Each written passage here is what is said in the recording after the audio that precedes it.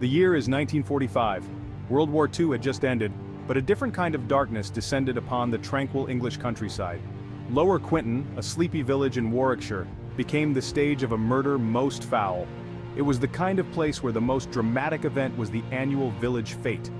But on February 14th, Valentine's Day, love took a backseat to terror, and the villagers learned that even in the heart of England, evil could blossom with chilling ease. This wasn't just any murder, this was a spectacle. This was a statement.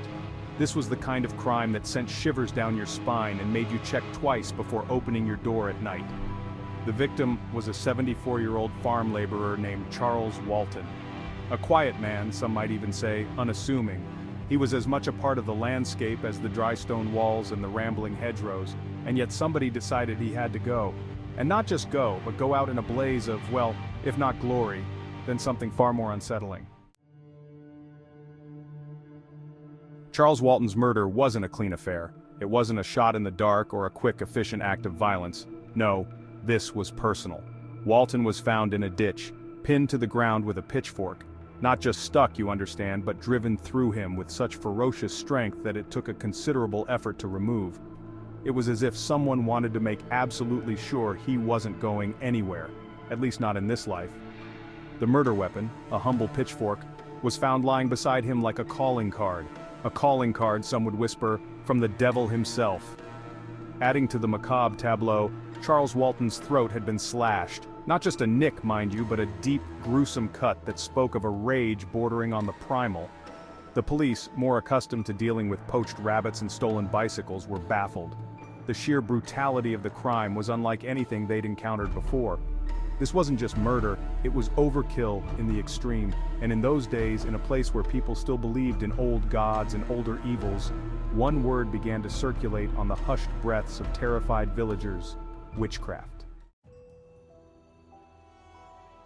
Now, Meon Hill wasn't your average hillock. It was steeped in local lore, whispered about in hushed tones by the fireside. Legends of ancient rituals, of shadowy figures dancing beneath the full moon, of sacrifices made to appease forgotten gods. These were the tales that clung to Meon Hill like the morning mist.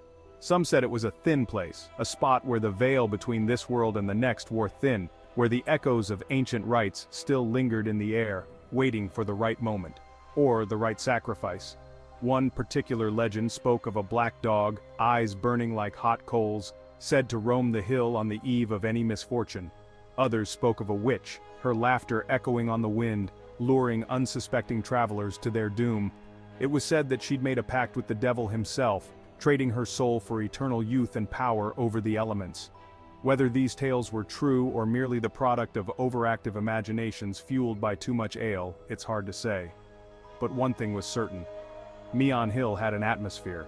It was a place where the shadows seemed to linger a little longer, where the wind carried whispers of things best left undisturbed. Charles Walton's murder wasn't the first time darkness had visited the area.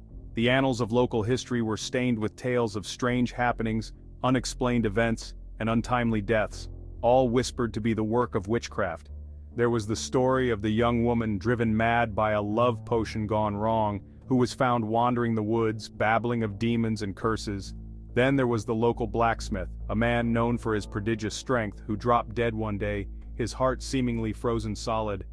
And who could forget the tale of the miller's wife, struck dumb after she refused to give alms to an old woman with eyes like black marbles? These stories, passed down through generations, had woven themselves into the fabric of the community.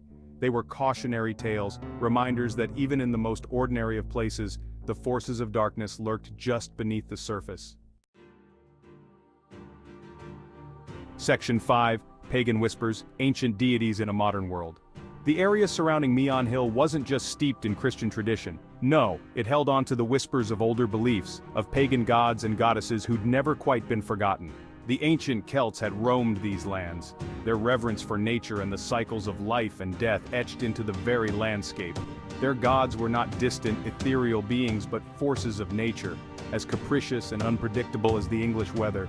There were whispers of ceremonies held under the light of the full moon, of offerings left at ancient standing stones, of invocations to deities with names long forgotten by the outside world. It was said that these ancient practices, driven underground by the spread of Christianity, still survived in secret, passed down through generations of families who clung to the old ways. Section 6. Charles Walton, A Life Reaped Too Soon. Now, Charles Walton himself was a simple man. He wasn't a man of great ambition or grand designs. He lived a quiet life, tending to his work on the farm, enjoying a pint at the pub, and minding his own business. He wasn't a man to make enemies, at least not as far as anyone knew.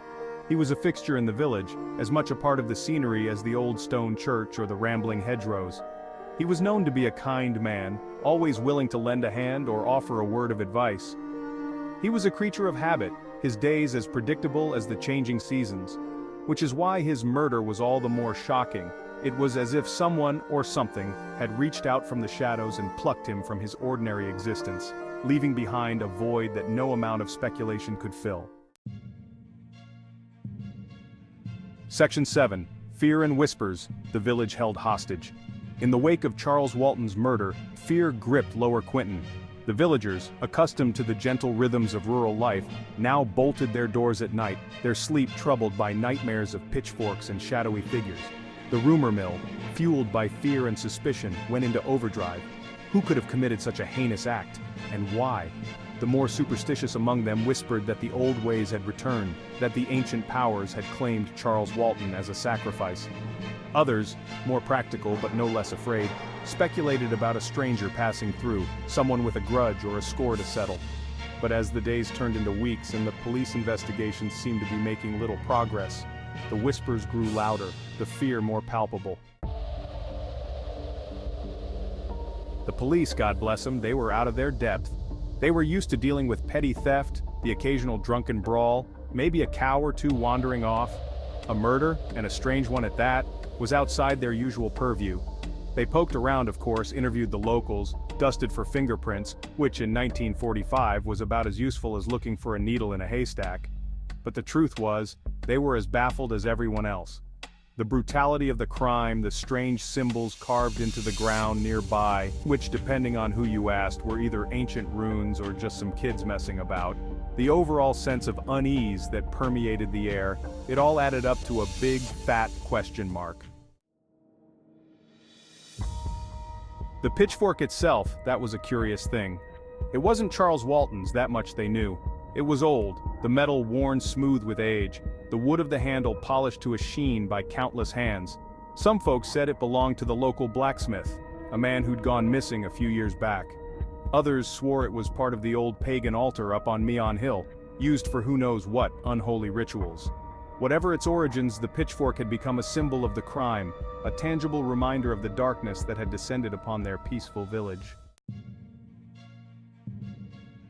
As the investigation dragged on, the villagers started eyeing each other with suspicion. Everyone had a theory, everyone was an armchair detective, old grudges were resurrected, long-forgotten arguments were rehashed, and secrets, long buried, threatened to bubble to the surface. There was old Mrs. Higgins, who lived alone in the cottage at the edge of the woods. Her only companions a murder of crows and a black cat called Beelzebub. Then there was the new vicar, who'd arrived just a few months before, his sermons full of fire and brimstone, his eyes a little too intense for some people's liking. And let's not forget the mysterious stranger, seen lurking about the village in the days leading up to the murder, his face hidden beneath a wide-brimmed hat. The murder of Charles Walton remains unsolved to this day. No one was ever arrested, no one was ever brought to justice.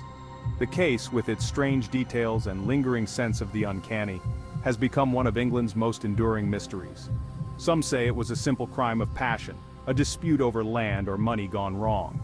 Others maintain that darker forces were at work, that Charles Walton's death was a sacrifice, an offering to appease ancient and malevolent powers. Whatever the truth, one thing is certain.